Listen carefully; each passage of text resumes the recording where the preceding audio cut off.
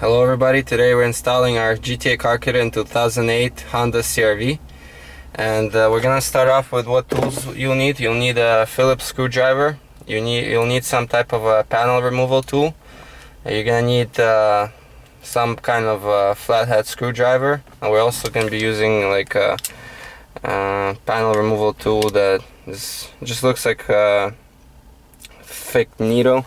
So we're gonna start with removing the heater controls, and that's where we're going to use our flathead screwdriver. There's on two sides, there's two notches, so we suggest putting electrical tape over it, but if you're not careful. So basically you need to put the flathead screwdriver here on the side and kind of push it out, and it's gonna let you take the heater controls off. That's the second one.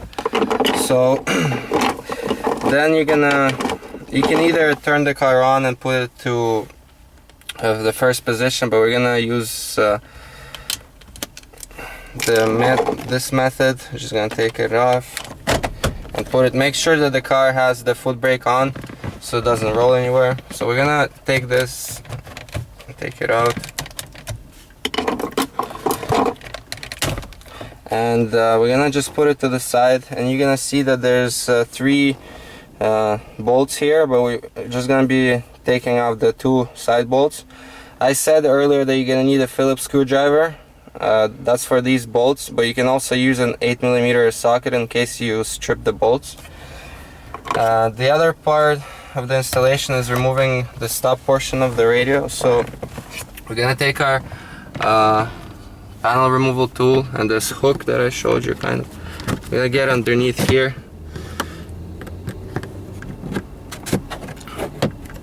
There's two clips here in the front, and then all the other ones are on the side. I'll show you right now. So you can use this opening here. That's for you to get some kind of a tool like this to get in there and kind of pop it up and then work your way around. So there's two clips here, that's in the front, and then there's four clips, so two on each side. So it's pretty easy to take it off. The next step is to remove these vents, and how to do that is to grab it by the back and push it towards you, and it's gonna be kind of hard, but it will come off. So there is two clips on the bottom and there is three at the back. So that's why if you're pushing it by the back, so there's three clips here. If you're pushing it from the back, it comes off, but first time it's gonna be a little hard to take it off. So once you take it off, you're gonna see that there's two more bolts on top, and so we're gonna go ahead right now and remove the two bolts on top and two bolts at the bottom, and then the radio will come off.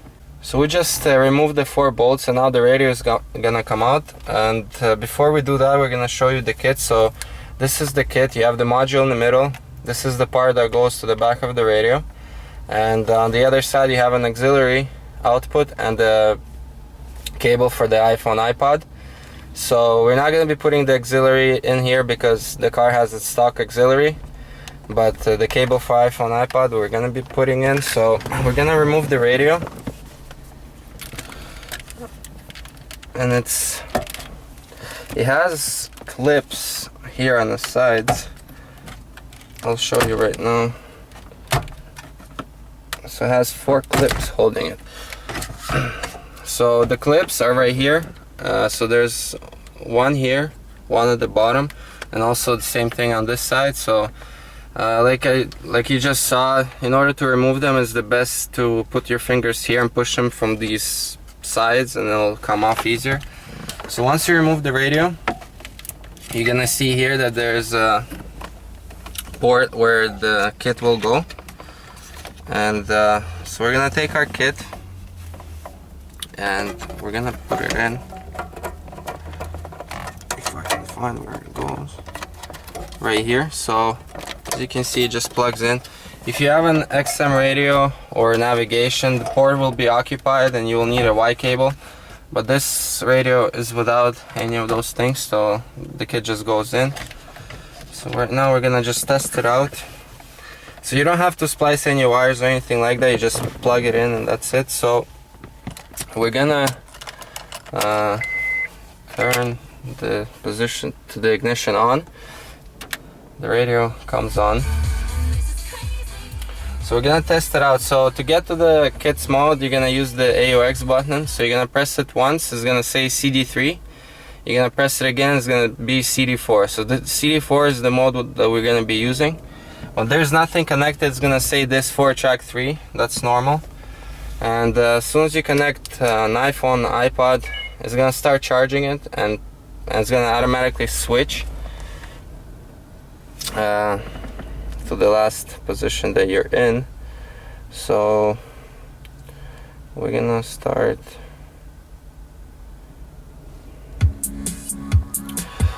So you have two modes. You have a hybrid mode and you have a playlist mode.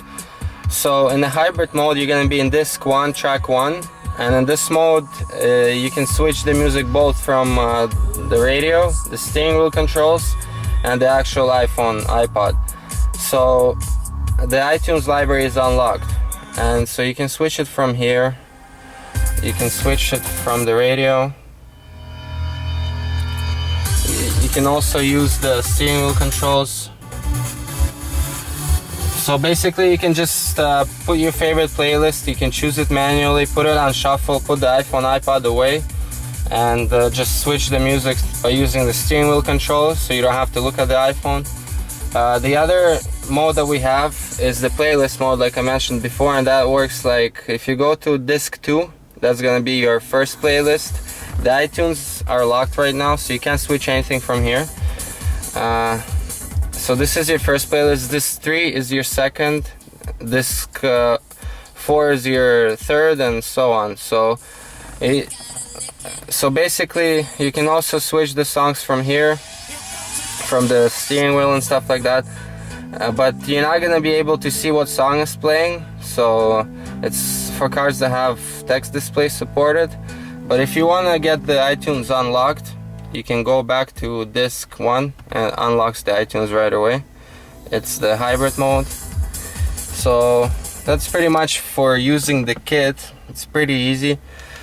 The next step, after you made sure that everything works properly and the music plays on all the speakers and stuff like that, then you can hide the module and put the wire through. The two locations for the wire where we think it's a good option to put it in, it's either this pocket underneath, where you can take the drill and make a hole in order for this cable to fit, so like 1/2 inch hole into this bottom piece here, and then you can just feed the wire from the top.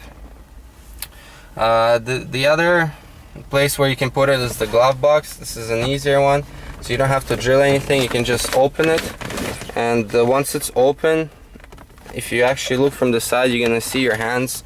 So it's pretty easy. You can just feed the wire through here, hide the module at the back of the radio, and have the wire coming out to the glove box. So for example, if you have just the wire, you can still lock the glove box on it, and then you can have your wire here, and then once you're done listening to music, you can just put it back in the glove box, and it's no wires are anywhere visible. And that's pretty much it. So again, this was a video for GTA car kits in 2008 Honda CR-V, and I hope you liked the video, and we'll see you next time.